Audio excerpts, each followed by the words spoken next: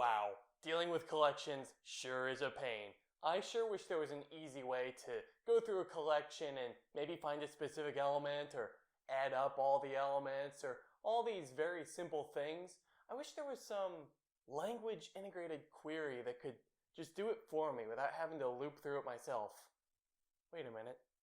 Language integrated query. Yay! There is a library that already does that. It's called LINQ.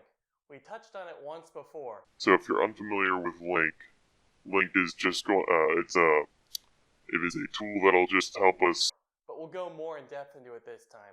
Let's take a look at some examples of how LINQ can help us. I've created an example scene with a manager game object that has a collection of buttons. But for everything we're going to do, we only need to reference the text on these buttons. Thankfully, LINQ has a method for that. This method is called select.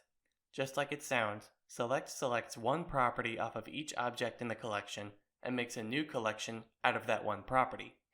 So with this list of buttons, I can use select to get the list I really want and put it into a list called texts. Good. Now let's say I want to make button 5's text red. With singular default, this is easy. Passing 5, or whatever value we want, into singular default's predicate will return the one element that we want so we can change the text's color. Easy. No need to write an entire for loop just for that.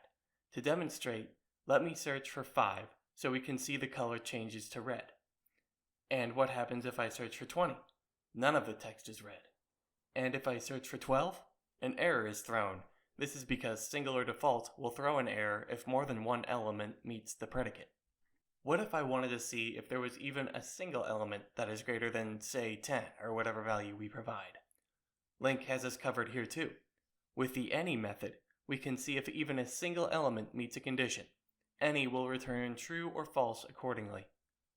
I've stubbed something in that will check a checkbox if any returns true. Let's search for 5. Yes, the checkbox is checked. Let's search for 20. The checkbox is not checked because there are no buttons that have 20 on them. How about the opposite? Can LINQ tell if every single element in a collection meets a condition? Yes, it can. We can do this by using the all method. Let's write our predicate so that it will return true if all text's numbers are greater than a given value. Let's see if all the elements are greater than -1. Amazing, they all are. Are they all greater than 1? No, they're not. The checkbox becomes unchecked. LINQ can also find the first instance of an element in the list. If we search for 12 again, like we did with singular default, then we'll see that the first 12 get highlighted red and everything else stays black. No error is thrown this time. Whether you need the front portion of a list or the back portion, LINQ has you covered. Use take with an integer x to take the first x elements of a list. Use skip with an integer y to skip the first y elements and take the rest. Let's demonstrate this by changing the front portion of our list to red and the back portion to green. Amazing! How about summing? You get the idea now, don't you? LINQ can sum up all of the elements in a list based on a property you provide. Let's pass in the button's numerical text to the sum function and display it on the screen. And the sum is? Well, I hope that's right. Alright, quiz time.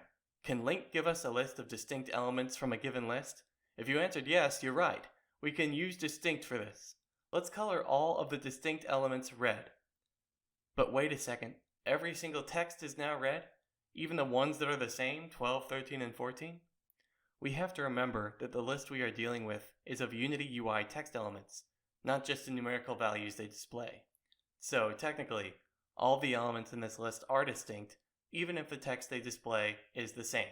I tricked you. Fortunately, Stack Overflow helped me solve this problem that I had written myself into.